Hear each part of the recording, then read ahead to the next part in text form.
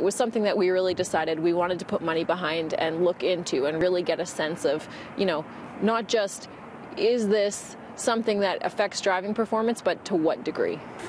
Several years ago, CAA conducted a poll and found 1 in 5 young Canadians thought their driving ability was the same or improved when they were stoned.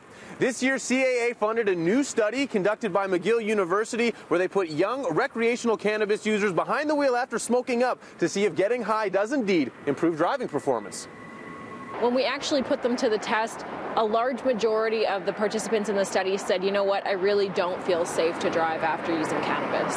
45 participants, 18 to 24 years of age, completed nearly 200 testing sessions where they consumed 100 milligrams of 13% THC strength cannabis. For context, that's about 1/3 to 1/5 of a conventional joint. Then they were put through a series of driving scenarios. And then we had a driving simulator that was state-of-the-art that really gave them the sense of what it felt like to be on the road.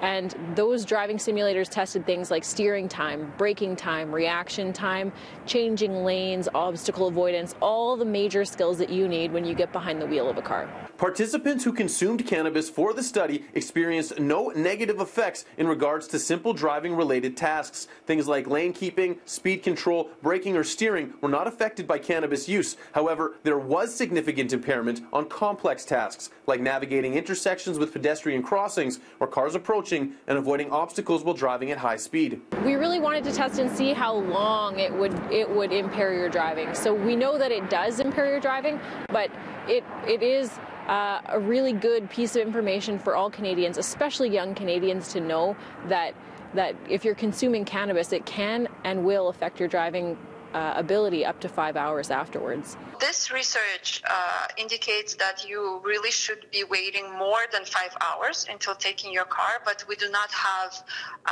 a set time after those 5 hours because we haven't tested our participants after those 5 hours. Not everyone who consumed cannabis drove unsafely, but the majority who consumed presented unsafe driving behaviors. As a result, Dr. Orgustavo says this is only one very specific group of young users, and she wouldn't expect the data from long-term cannabis users to present the same.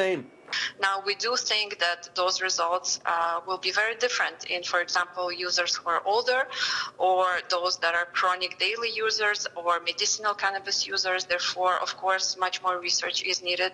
If you'd like to see the full study yourself, it can be found online at the Canadian Medical Association's webpage. In Winnipeg, Mark Neufeld, City News.